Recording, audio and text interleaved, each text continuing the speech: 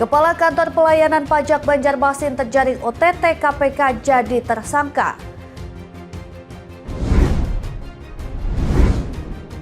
Presiden Prabowo Subianto dan Perdana Menteri Australia Anthony Albanese tanda tangani traktat keamanan.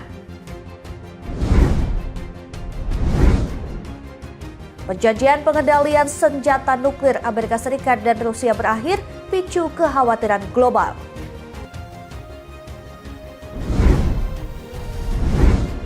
Halo pemirsa setia Berita Nasional TV, senang sekali Berita Nasional Petang kembali hadir menyapa Anda. Selain 3 berita utama tadi, akan ada informasi lainnya yang akan kami sajikan untuk Anda. Sama saya, Ajeng Tiara.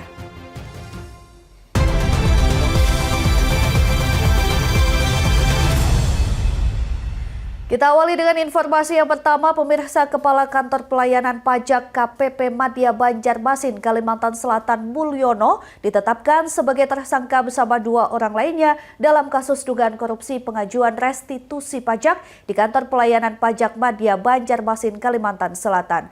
Ketiga tersangka sebelumnya terjaring operasi tangkap tangan di KPP Madya Banjarmasin bersama barang bukti uang tunai miliaran rupiah. Pendapatan kita. Komisi Pemberantasan Korupsi atau KPK menetapkan 3 tersangka dalam kasus dugaan korupsi pajak di Kantor Pelayanan Pajak KPP Madya Banjarmasin, Kalimantan Selatan. Ketiga tersangka adalah Mulyono, Kepala Kantor KPP Madya Banjarmasin, Dian Jaya Demega, anggota tim pemeriksa KPP Madya Banjarmasin, dan Venasius Jenarus Genggor, manajer keuangan PT Buana Karya Bakti atau BKB. Dalam konferensi pers yang digelar Kamis sore 5 Februari 2026, KPK juga menghadirkan barang bukti uang tunai sebesar 1 miliar rupiah yang disita dari para tersangka. Kasus ini bermula ketika PT BKB mengajukan restitusi pajak pertambahan nilai atau PPN ke KPP Madya Banjarmasin hingga akhirnya ditemukan adanya kelebihan bayar sebesar 48,3 miliar rupiah. Mulyono selaku Kepala KPP Madya Banjarmasin lantas meminta uang apresiasi sebesar 1,5 miliar rupiah agar surat ketetapan pajak lebih bayar atau SKPLB dan surat keputusan pengembalian kelebihan pembayaran pajak atau SKPKPP diterbitkan. Uang apresiasi itu kemudian dibagi oleh 3 tersangka. Masing-masing Mulyono sebesar 800 juta rupiah, 300 juta rupiah diantaranya digunakan untuk membayar uang muka rumah, sementara Dian Jaya Demega sebesar 180 juta rupiah dan Venasius Jenarus Genggor sebesar 520 juta rupiah.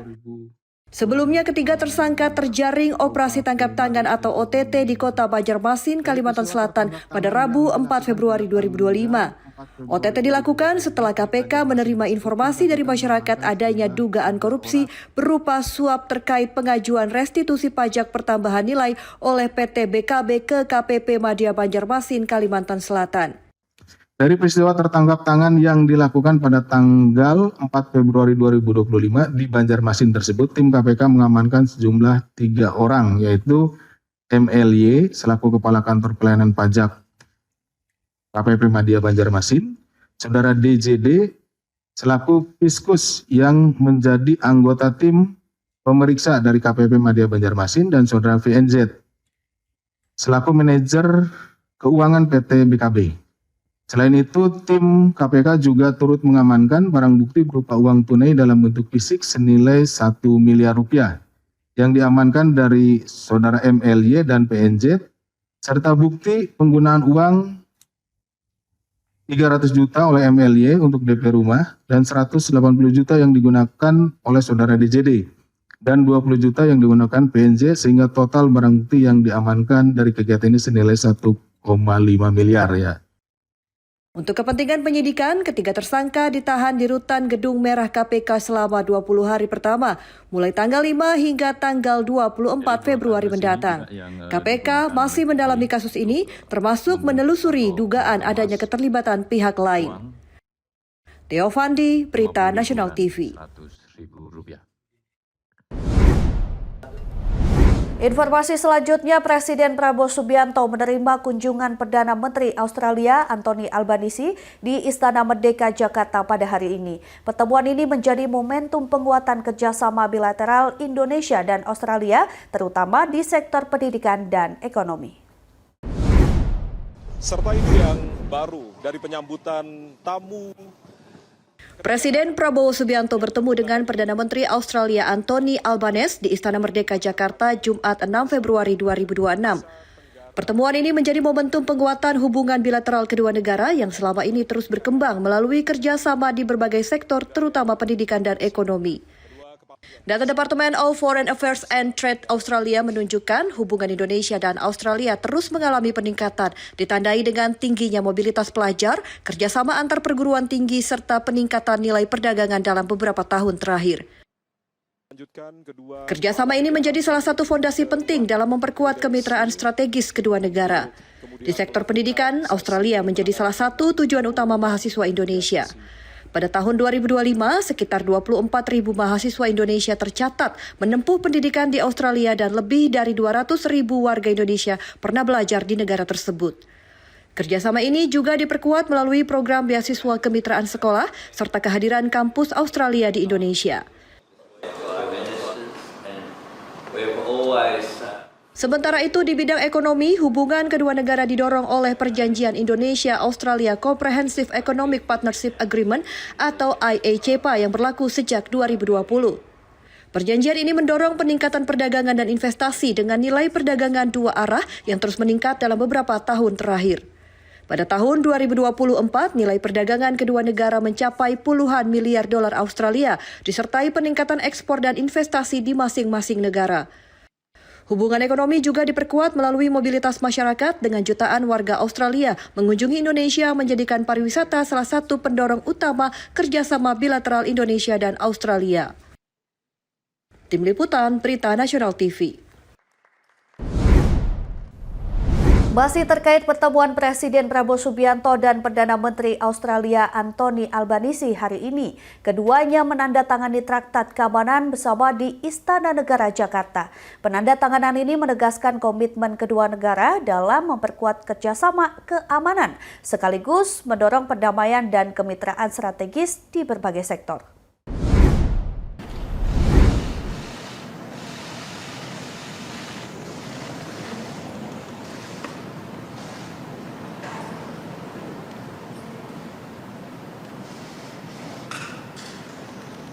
Presiden Prabowo Subianto menandatangani Traktat Keamanan Bersama dengan Perdana Menteri Australia Anthony Albanese di Istana Negara Jakarta Jumat 6 Februari 2025. Penandatanganan ini menegaskan komitmen kedua negara untuk memperkuat hubungan bilateral serta meningkatkan kerjasama strategis di bidang keamanan. Presiden Prabowo menyatakan traktat tersebut mencerminkan tekad Indonesia dan Australia untuk bekerja sama secara erat dalam menjaga keamanan nasional masing-masing. Menurutnya, langkah ini juga menjadi bentuk kontribusi nyata kedua negara dalam mendorong stabilitas dan perdamaian di kawasan. Prabowo menegaskan Indonesia dan Australia ditakdirkan hidup berdampingan atas dasar saling percaya dan itikat baik. Ia menyebut kerjasama yang dibangun tidak ditujukan untuk menciptakan permusuhan dengan pihak manapun, melainkan untuk memperkuat hubungan yang konstruktif dengan semua negara.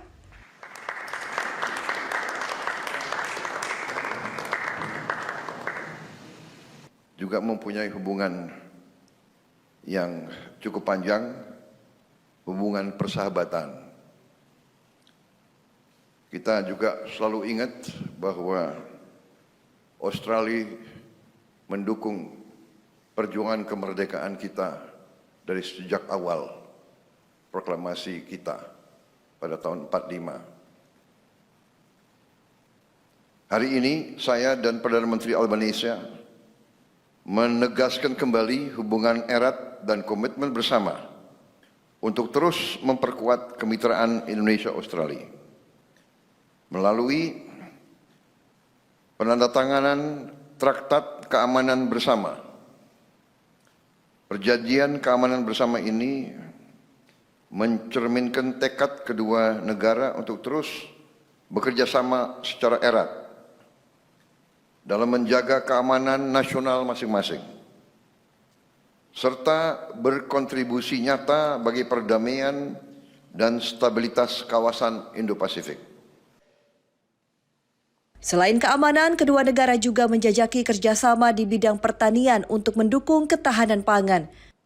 Indonesia mengundang Australia untuk bermitra dalam pengembangan sektor pertanian serta berinvestasi pada hilirisasi mineral kritis seperti tembaga, bauksit, dan emas termasuk melalui kerjasama dengan Danantara dan mitra di Australia. Tim Liputan, Berita Nasional TV.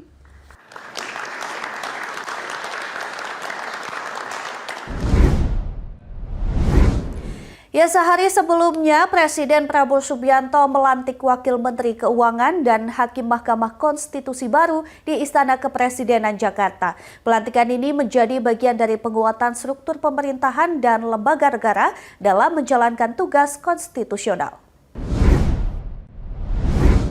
Pengucapan Sumpah Hakim Konstitusi di hadapan Presiden Republik Indonesia. Presiden Prabowo Subianto secara resmi melantik Juda Agung sebagai Wakil Menteri Keuangan dan Adis Kadir sebagai Hakim Mahkamah Konstitusi. Upacara pelantikan digelar di Istana Kepresidenan Jakarta pada Kamis 5 Februari 2026 sebagai bagian dari penataan dan penguatan posisi strategis di pemerintahan. Juda Agung sebelumnya menjabat sebagai Deputi Gubernur Bank Indonesia, dilantik untuk menggantikan Thomas Jiwandono di jajaran Kabinet Merah Putih.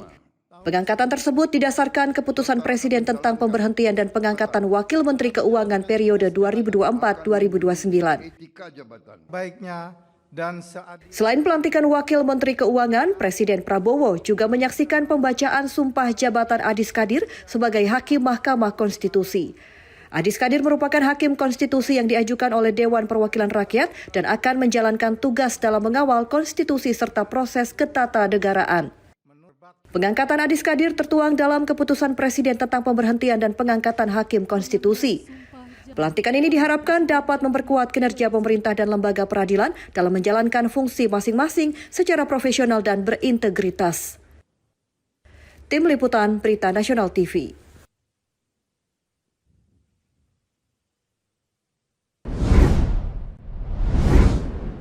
Ya, pemirsa, Ketua Mahkamah Konstitusi Soehartoyo yakin Adis Kadir akan memposisikan diri sebagai Hakim MK seutuhnya karena sudah keluar dari Partai Golkar. Soehartoyo mengungkit prinsip Hakim MK, yakni harus independen dan tak terafiliasi.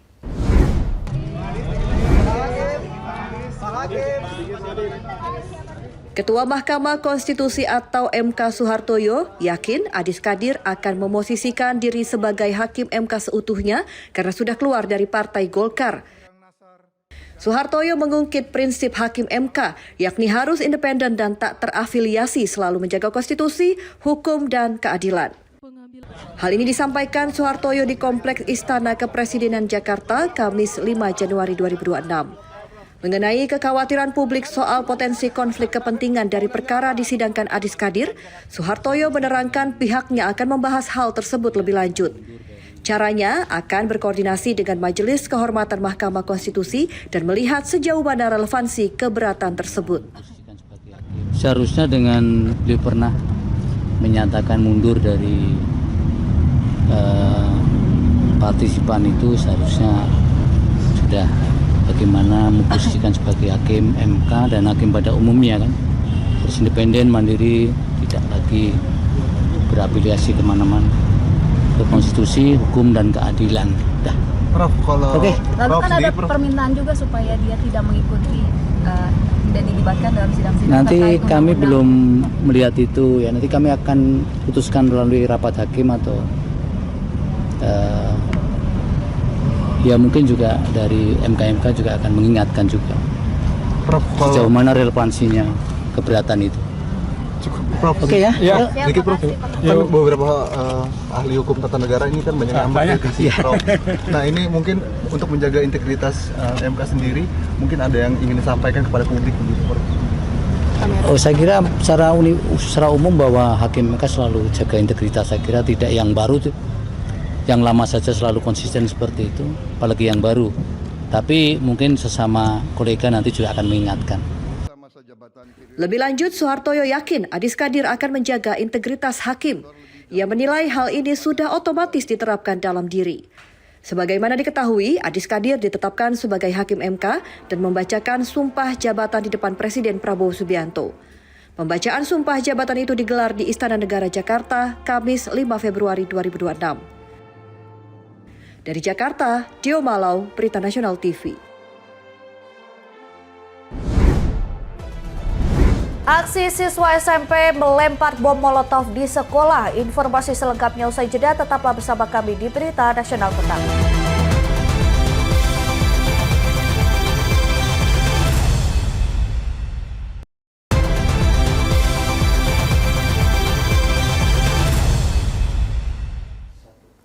Anda kembali menyaksikan Berita Nasional Petang. Pemirsa, Wakil Ketua Komisi 10 DPR RI Lalu Hadrian Irvani menilai aksi siswa SMP yang melempar bom Molotov di sekolah sebagai alarm keras kegagalan pencegahan radikalisme di dunia pendidikan.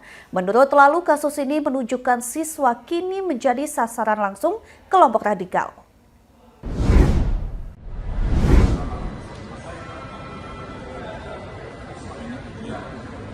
Berkaca dari kasus bom rakitan di SMA N32 Jakarta pada November 2025, aksi radikalisme terus berulang dan kini melibatkan anak usia sekolah menengah pertama.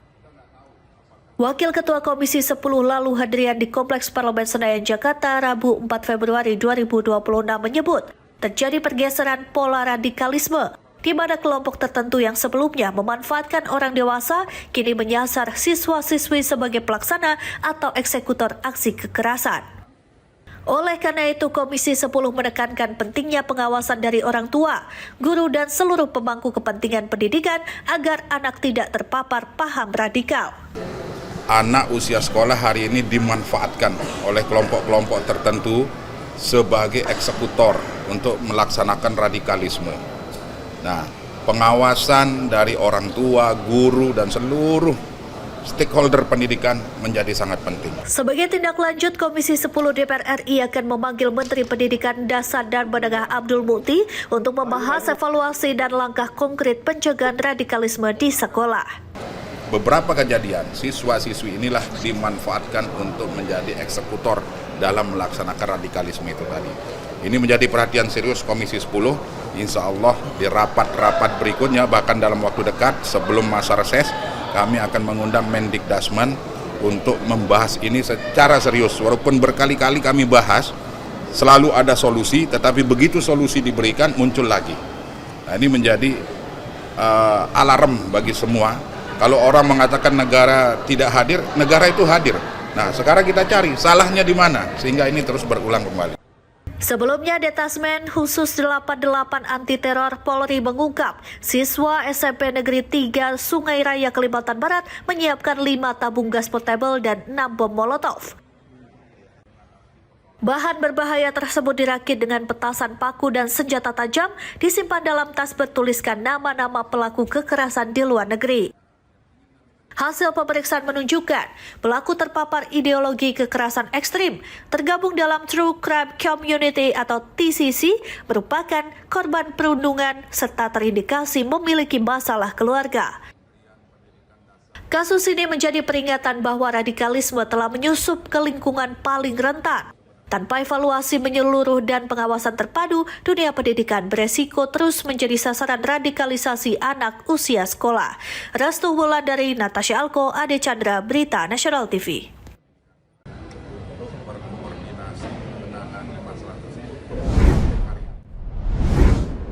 Pemirsa, Dewan Pers menggelar Outlook Media 2026 bertajuk Memandang Masa Depan Media, Sinergi Bisnis, Tren Periklanan, dan Integritas di Era Hyperkonektivitas. Ketua Dewan Pers Komarudin Hidayat mengatakan kegiatan ini sengaja diselenggarakan pada awal tahun sebagai upaya memberikan orientasi dan refleksi terhadap masa depan kehidupan pers nasional.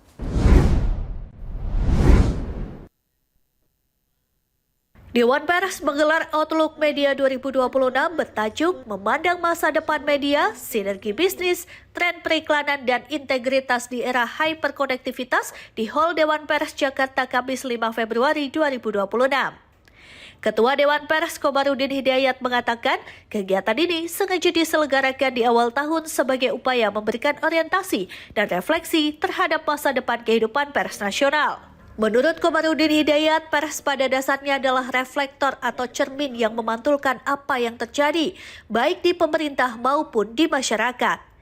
Ia menjelaskan kebijakan, prestasi, maupun penyimpangan yang terjadi di pemerintah dipantulkan media kepada masyarakat. Sebaliknya, suara dan kritik publik disampaikan pers agar dapat didengar oleh pemerintah. Namun demikian, Komarudin menilai era digital telah mengubah pola tersebut secara signifikan. Di tengah tuntutan membangun kepercayaan publik, ia menegaskan bahwa kepercayaan sejatinya tidak hanya diarahkan kepada pers, melainkan juga kepada pemerintah dan masyarakat. Ketika kemudian terjadi disrupsi seperti ini, memang akan dan sudah muncul berbagai pertanyaan kepada siapa kami percaya. Mengapa? Karena sekarang media masyarakat itu punya medium, punya media sosial yang bebas sekali, bahkan menggeser posisi pers. Dulu ada saatnya pers itu menguasai, mengendalikan, gatekeeper ya. Semua informasi itu dikendalikan oleh pers. Jadi pemerintah butuh pers untuk disampaikan pada masyarakat. Masyarakat butuh pers apa yang terjadi pada pemerintah, bahkan luar negeri. Ada saatnya seperti itu, dan waktu itu masa kejayaan pers. Tapi belakangan muncul kemudian ketika pers itu bagian dari bisnis. Jadi pers menjadi instrumen bisnis. Nah, belakangan lagi sekarang bukan sekedar bisnis. Sekarang pers jadi medium bagi ambisi-ambisi agenda para politisi. Sehingga buzzer-buzzer dan sebagainya itu dalam kelompok tertentu itu bisa menggeser peranan dominasi pers. Dan tema-tema seperti inilah yang nanti akan kita bicarakan hari ini. Sementara itu, Menteri Komunikasi dan Digital melalui Direktur Jenderal Komunikasi Publik dan Media Vivi Aleida Yahya menyampaikan apresiasi kepada insan pers yang tetap menjalankan perannya di tengah perubahan teknologi yang cepat dan tekanan ekonomi yang berat. Pada kesempatan ini, Vivi menyoroti tantangan ekosistem informasi yang bergerak sangat cepat, di mana algoritma mempengaruhi konsumsi publik dan kecepatan kerap lebih dihargai dibandingkan ketepatan serta verifikasi. Menurut Vivi, salah satu tantangan terbesar saat ini adalah perubahan industri periklanan, di mana performa konten sering diukur dalam hitungan jam bahkan menit. Kondisi ini membuat traffic tidak hanya menjadi soal eksistensi, tetapi juga keberlangsungan usaha dan kesejahteraan pekerja media. Vivi menambahkan dari perspektif pemerintah, pers yang berkelanjutan dan berintegritas merupakan kepentingan bersama. Negara hadir melalui Undang-Undang Pers, Undang-Undang Penyiaran, serta regulasi di ranah digital untuk memastikan ekosistem media yang sehat dan berkeadilan. Di tengah berbagai tekanan tersebut ada satu hal yang tidak boleh kita lepaskan, yaitu integritas. Integritas di era hiperkonektivitas bukan berarti menolak kecepatan atau teknologi, tapi integritas berarti memahami kapan harus bergerak cepat dan kapan harus berhenti sejenak untuk memastikan kebenaran, konfirmasi. Integritas juga berarti menjaga batas yang jelas antara kepentingan editorial dan kepentingan komersial. Batas ini memang tidak selalu nyaman, tapi justru di sanalah kepercayaan publik terbangun. Dalam kegiatan ini turut hadir sejumlah narasumber, antara lain Direktur Utama MTek Media atau SCMTBK Sutanto Hartono, Ketua Umum Persatuan Perusahaan Periklanan Indonesia atau P3I Adi S. Nugroho, serta Direktur Eksekutif Indikator Politik Indonesia Burhanuddin Muhtadi. Dari Jakarta, Lydia Junita Anggada Agung, Berita Nasional TV. Berikutnya, Komisi Penyiaran Indonesia menggelar acara regional workshop Broadcasting in the Age of AI Disruption by Southeast Asia Broadcasting and Multimedia Regulatory Authorities. Kegiatan ini membahas tata kelola penggunaan dan pengembangan AI.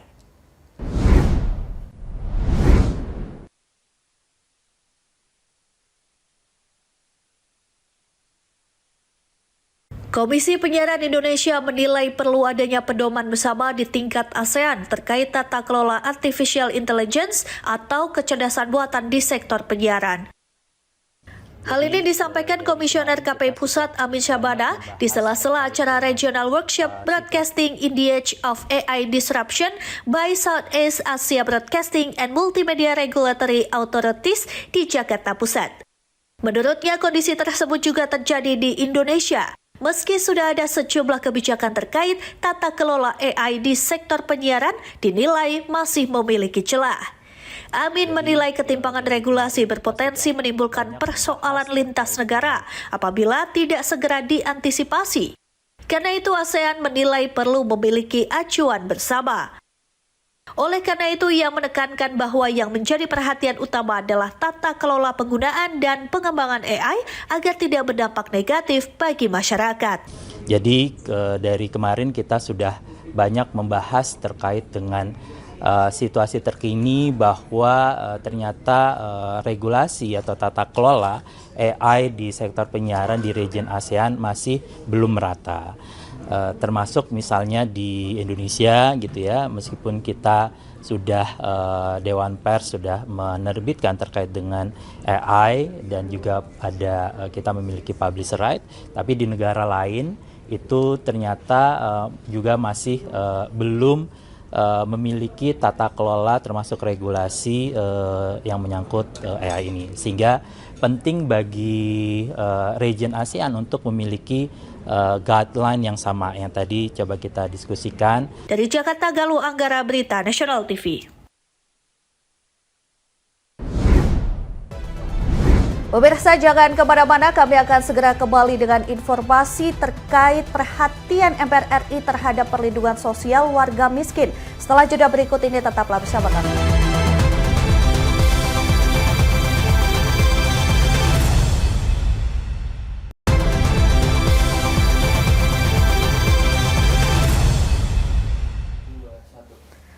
Terima kasih Anda masih bersama kami di Berita Nasional Petang. Pemirsa, Wakil Ketua MPR RI dari fraksi Partai Amanat Nasional PAN, Edi Suparno, berduka atas kasus bunuh diri anak yang terjadi di Nusa Tenggara Timur, NTT. Edi menegaskan perlunya penguatan perlindungan sosial agar kejadian serupa tidak terulang. Edi meminta kepala daerah dengan perangkatnya seperti camat, lurah hingga RT wajib melakukan pendataan terutama bagi kelompok miskin ekstrim. Wakil Ketua MPR RI dari fraksi Partai Amanat Nasional PAN, Edi Suparno, berduka dan turut menyoroti kasus siswa SD di Ngada, Nusa Tenggara Timur bunuh diri karena tidak bisa membeli buku dan alat tulis untuk belajar. Edi dalam pernyataannya di Kompleks Parlemen Senayan, Jakarta, Kamis 6 Februari 2026 juga menegaskan perlunya penguatan perlindungan sosial agar kejadian serupa tidak terulang. Edi meminta agar kepala daerah dengan perangkatnya seperti camat, lurah hingga RT wajib melakukan pendataan terutama bagi kelompok miskin ekstrim.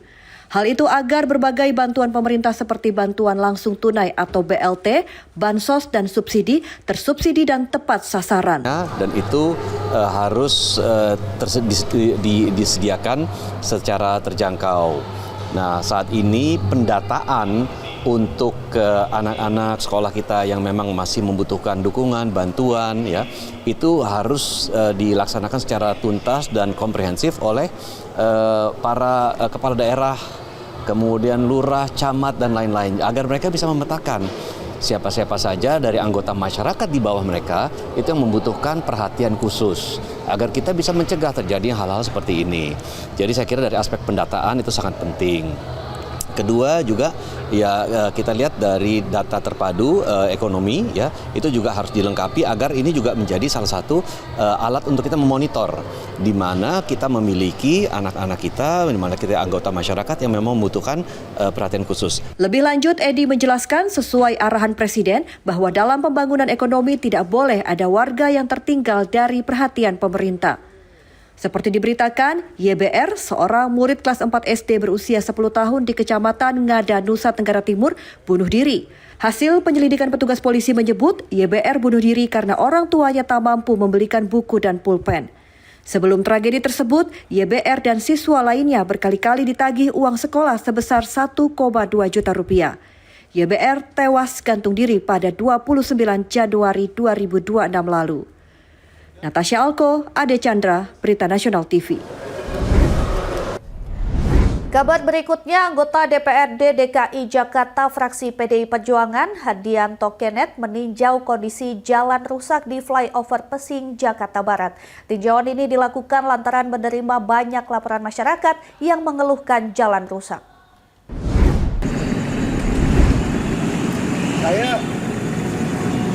Anggota Komisi C DPRD DKI Jakarta Hardianto Kenneth melakukan inspeksi mendadak atau sidak di flyover Pesing Grogol Petamburan Jakarta Barat Kamis malam 5 Februari 2026.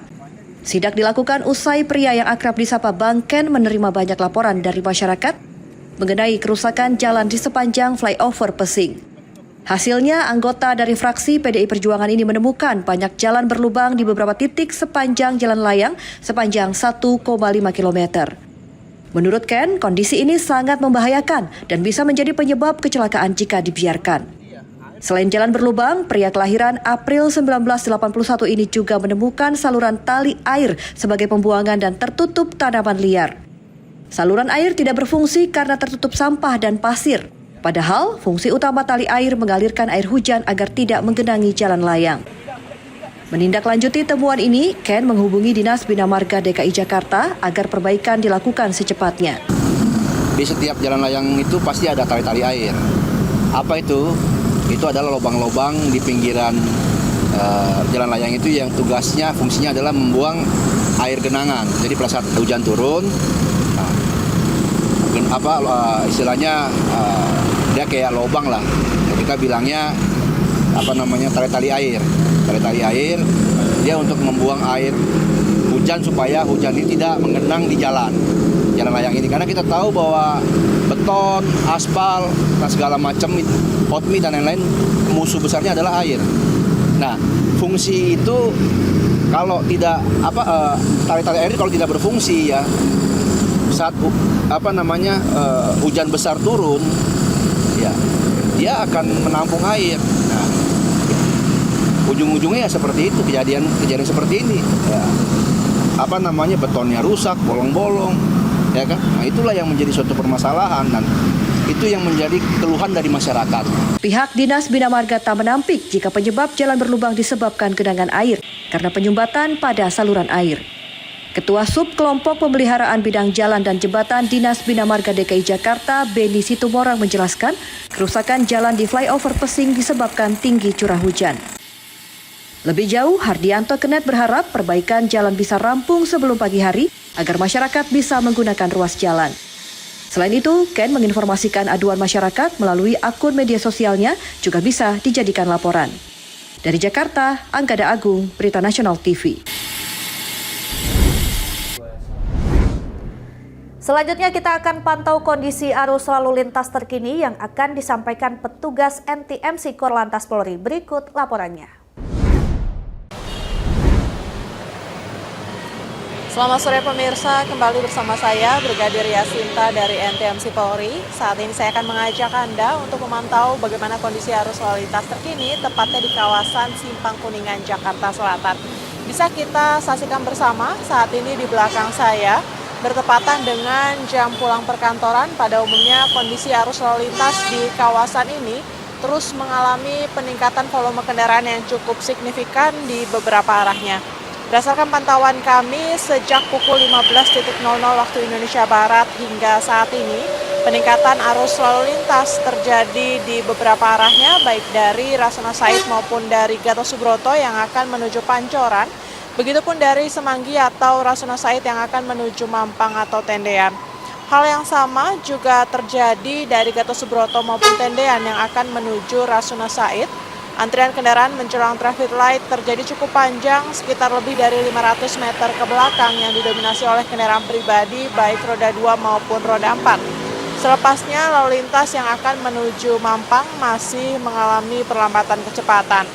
Bagi Anda yang akan melintasi kawasan ini, kami himbau agar tetap bersabar dengan adanya antrian kendaraan, mengingat Simpang Kuningan ini memang dikenal sebagai kawasan padat lalu lintas, karena menjadi titik temu strategis antara Jakarta Selatan dan Jakarta Pusat, sehingga banyaknya volume kendaraan yang melintas tidak sebanding dengan kapasitas ruas jalan dan berimbas kerap terjadi kepadatan khususnya saat jam pulang perkantoran.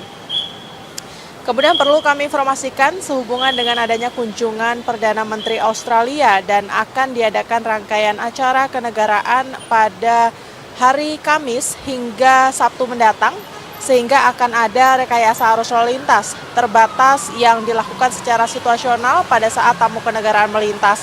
Adapun beberapa ruas jalan protokol yang akan dilewati yakni Jalan Halim Perdana Kusuma, Jalan MT Haryono, Jalan HR Rasuna Said, Jalan Prof. Dr. Supomo, Jalan Prof. Dr. Satrio, Jalan Jenderal Sudirman, Jalan MH Tamrin, dan Jalan Medan Merdeka Barat. Meskipun pengalihan arus lalu lintas hanya akan dilakukan saat rombongan melintas, namun untuk menghindari kepadatan, kami himbau kepada para pengendara agar sementara waktu menghindari kawasan tersebut dan menggunakan jalur alternatif lainnya. Sementara itu, perlu kami informasikan juga bahwa dalam rangka mewujudkan Kamsel Tipcar Lantas yang aman, nyaman, dan selamat menjelang pelaksanaan operasi Ketupat, Korlantas Polri saat ini melaksanakan operasi keselamatan 2026 secara serentak, mulai tanggal 2 Februari hingga 15 Februari 2026. Untuk itu kami himbau para pengendara agar selalu mematuhi peraturan lalu lintas dan ikuti arahan petugas kami yang berada di lapangan. Stop pelanggaran, stop kecelakaan, keselamatan untuk kemanusiaan, dan salam presisi. Demikian Brigadir Yasinta melaporkan langsung dari kawasan Simpang Kuningan, Jakarta Selatan. Selamat beraktivitas. Perjanjian pengendalian senjata nuklir New Start antara Amerika Serikat dan Rusia berakhir. Informasi selengkapnya usai jeda, tetaplah bersama kami di Berita Nasional Petang.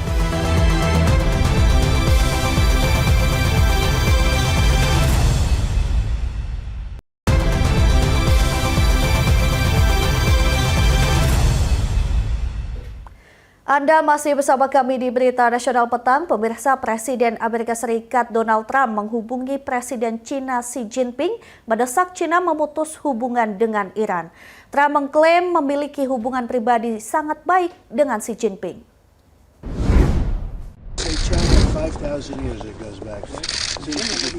Presiden Amerika Serikat Donald Trump menghubungi Presiden China Xi Jinping melakukan pembicaraan telepon pada Rabu 4 Februari 2026. Dilaporkan Euronews, dalam percakapan Trump mendesak Beijing memutus hubungan dan mengisolasi Teheran.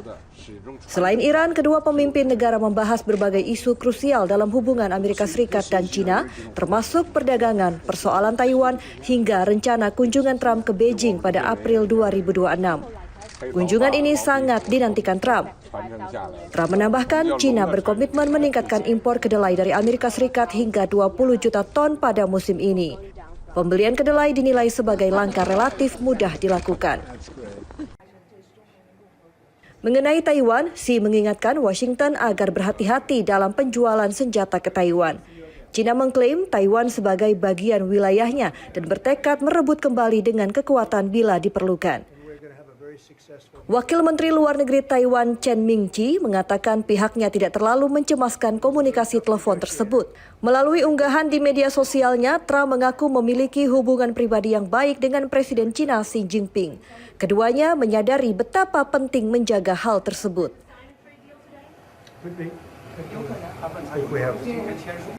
We'll have a great understanding. We have a great relationship. We've always had a great relationship. Dalam percakapan, Trump mendesak China menjauh dari Iran di tengah ketegangan sangat tinggi antara Washington dan Teheran. Saat ini, Trump mengaku mempertimbangkan kemungkinan tindakan militer terhadap Iran dan menekan Iran memberikan konsesi pada program nuklirnya. Pemerintahan Trump mengklaim program nuklir Iran sudah musnah akibat serangan udara Amerika Serikat dalam perang 12 hari pada Juni 2025. Pada Januari 2026, Trump mengumumkan Amerika Serikat akan mengenakan tarif sebesar 25% bagi negara manapun yang tetap menjalin bisnis dengan Iran. China merupakan mitra dagang terbesar dan paling diandalkan bagi Teheran. Data Organisasi Perdagangan Dunia atau WTO, nilai dagang sebesar 125 miliar dolar Amerika Serikat pada tahun 2024. 32 miliar dolar Amerika Serikat diantaranya berasal dari perdagangan dengan China. Di tengah tekanan, pejabat Amerika Serikat dan Iran sepakat mengadakan negosiasi di Oman pada Jumat 6 Februari 2026. Awalnya, pembicaraan ini dijadwalkan berlangsung di Turki, namun lokasi dialihkan ke negara Teluk atas permintaan pihak Iran.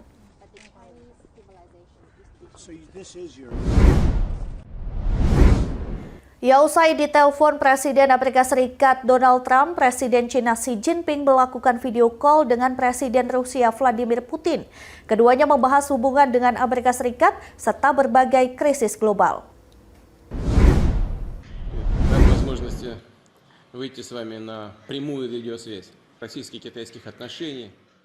Usai ditelepon Presiden Amerika Serikat Donald Trump, Presiden China Xi Jinping melakukan video call dengan Presiden Rusia Vladimir Putin pada Rabu 4 Februari 2026.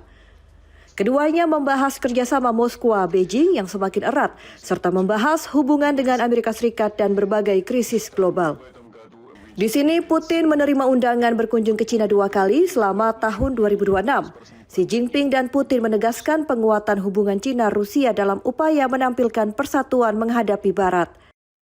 Kedekatan kedua negara meningkat sejak invasi Rusia ke Ukraina pada 2022, menyebabkan Moskwa mengalami isolasi diplomatik.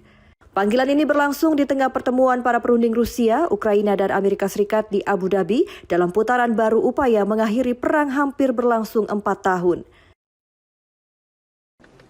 Kedua pemimpin negara itu saling bertukar pandangan mengenai Amerika Serikat serta memberi perhatian khusus pada ketegangan di Iran. Dalam pernyataan pembuka yang disiarkan televisi pemerintah Rusia, Putin menyebut hubungan luar negeri Moskwa dan Beijing sebagai faktor penstabil di tengah dunia makin bergejolak. Sebelumnya, Rusia berterima kasih kepada Trump atas undangan bergabung dengan Board of Peace dan mengatakan Moskwa akan mempertimbangkannya. Dalam percakapan, Putin menyinggung belum ada tanggapan Washington terhadap usul perpanjangan 1 tahun perjanjian pengendalian senjata nuklir New START antara Amerika Serikat dan Rusia yang berakhir pada Kamis 5 Februari 2026. Selain itu, kedua pemimpin juga membahas ketegangan melibatkan Iran serta situasi di Venezuela dan Kuba. Informasi selanjutnya, perjanjian pengendalian senjata nuklir New START antara Amerika Serikat dan Rusia berakhir pada Kamis 5 Februari 2026. Ini untuk pertama kali lebih dari setengah abad.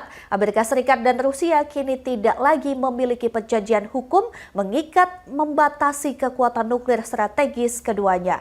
Berakhirnya perjanjian ini menimbulkan kekhawatiran global.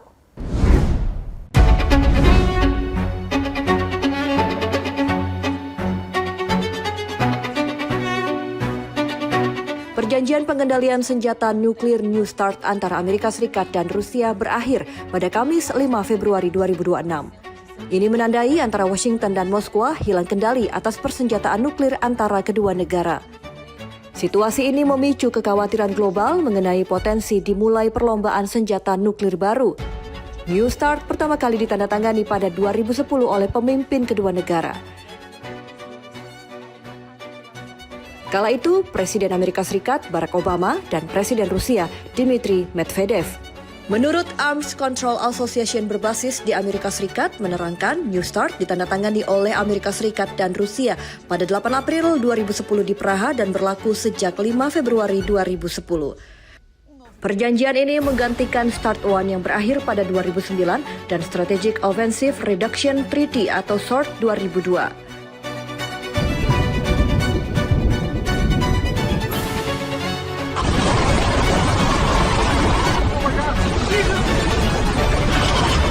Di bawah perjanjian, kedua negara berkomitmen membatasi jumlah hulu ledak nuklir strategis maksimal 1.550 unit serta membatasi jumlah rudal dan pengebom yang dikerahkan tidak lebih dari 700 unit. Obama memperingatkan dampak serius dari akhir kesepakatan ini. Menurutnya, berakhirnya New START bakal menghapus upaya diplomasi yang sudah dibangun puluhan tahun. Meski sempat diperpanjang pada 2021, pelaksanaannya mulai goyah sejak pandemi COVID-19 yang menghentikan inspeksi lapangan. Hubungan kedua negara semakin buruk pasca invasi Rusia ke Ukraina. Pada Februari 2023, Presiden Rusia Vladimir Putin menangguhkan partisipasi Moskwa. Putin berargumen Rusia tidak bisa membiarkan inspeksi Amerika Serikat saat Washington dan sekutu NATO secara terbuka menyatakan tujuan mereka adalah kekalahan Moskwa di Ukraina.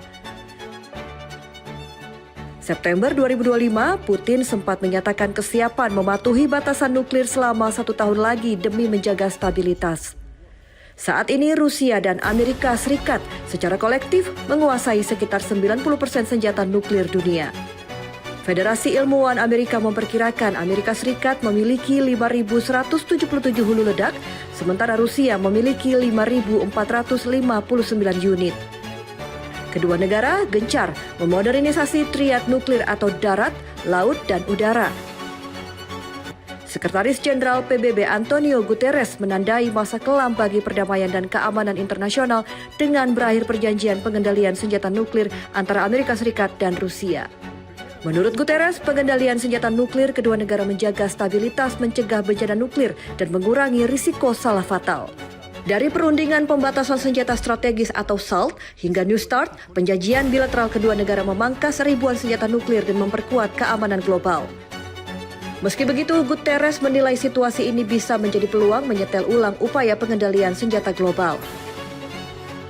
Guterres mendesak kedua negara untuk kembali ke meja perundingan dan menyerukan kesepakatan pengganti memulihkan batasan bisa diverifikasi, mengurangi risiko, dan memperkuat keamanan kolektif. Beralih ke kabar lain, seorang anak laki-laki berusia 13 tahun berenang menembus ombak demi menyelamatkan keluarga. Austin Appleby berenang sejauh 4 km selama 4 jam di pesisir Australia Barat. Ia berhasil menyelamatkan ibu serta 2 saudara kandungnya yang terseret arus laut. Aksinya menuai pujian. Seorang anak laki-laki berusia 13 tahun bernama Austin Appleby menuai pujian setelah berenang menembus ombak deras saat senja di Geography Bay, Australia Barat pada Jumat 30 Januari 2026. Insiden ini terjadi saat keluarga Austin bermain paddleboard. Tiba-tiba angin kencang mendorong mereka keluar jalur, lalu perahu yang mereka naiki mulai terisi air. Austin sempat mendayung mencari pertolongan. Namun kondisi ini tidak memungkinkan. Ia kemudian memutuskan berenang sejauh sekitar 4 km untuk memberi sinyal darurat. Kepada ABC News, Austin mengatakan dirinya berenang selama 2 jam pertama menggunakan pelampung. Namun merasa tidak akan sampai, kemudian melepaskan pelampung dan melanjutkan renang 2 jam berikutnya tanpa alat bantu. Sekitar pukul 8:30 malam, helikopter penyelamat menemukan Ibu Austin berusia 47 tahun bersama 2 anak lainnya berusia 12 dan 8 tahun berpegangan pada paddleboard sekitar 14 km dari pantai.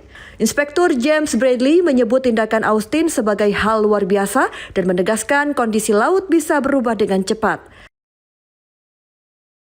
Keluarga tersebut dilaporkan selamat dan sudah diperiksa para medis. Usai jeda, kami akan mengajak Anda menjelajahi peradaban kuno Ethiopia. Tetaplah bersama kami di Berita Nasional Petang.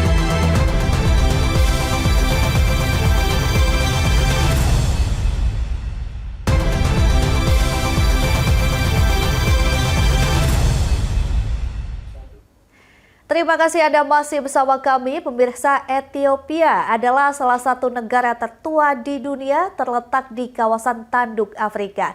Negeri ini memiliki sejarah panjang sebagai pusat peradaban kuno, dikenal sebagai tanah asal manusia purba, sekaligus negara yang tidak pernah dijajah secara penuh. Seperti apa negara Ethiopia? Berikut tayangannya untuk Anda.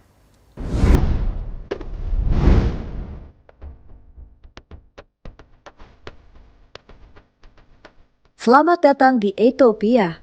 Negara memiliki kebudayaan yang sangat beragam. Lebih dari 80 kelompok etnis dengan bahasa, adat, dan kepercayaan berbeda.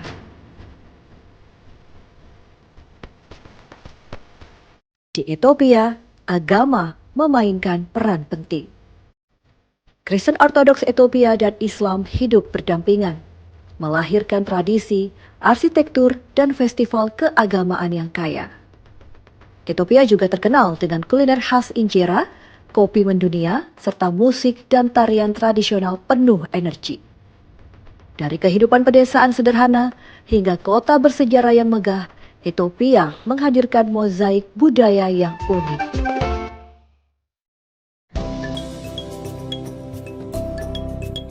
Di selatan Ethiopia terdapat Omo Valley, menjadi rumah bagi beragam suku seperti Mursi, Hamar, dan Karo.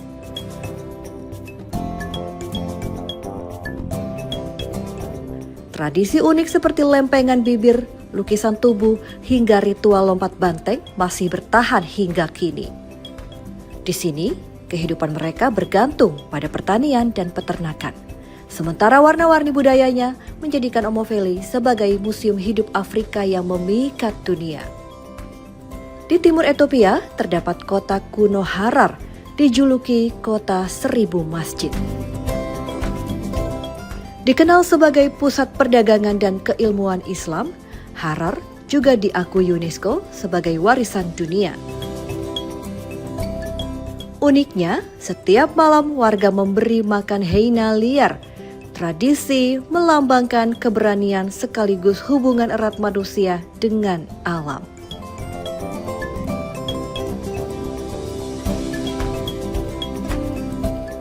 Di sebelah utara, kita akan melihat Lalibela, kota suci Kristen Ortodoks dengan 11 gereja batu monolitik abad ke-12.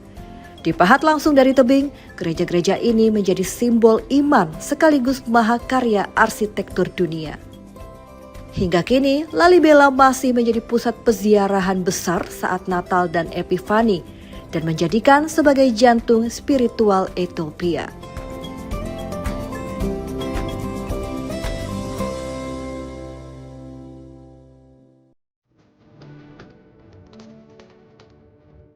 Gondar merupakan bekas ibu kota Kekaisaran Ethiopia, menyimpan istana Fasil Gebi yang megah dan gereja Debre Berhan Selassie dengan lukisan malaikat ikonik. Festival Timkat setiap bulan Januari menghidupkan kota dengan prosesi suci dan perayaan rakyat. Gondar adalah kota yang memadukan kejayaan sejarah dengan kehidupan sehari-hari penuh kehangatan.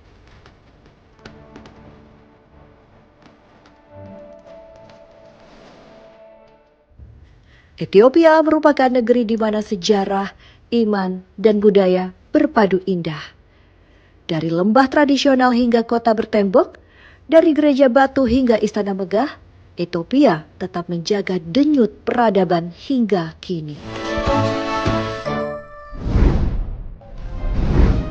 Pemirsa, informasi tadi sekaligus mengakhiri jumpa kita. Demikian berita nasional petang telah menemani Anda.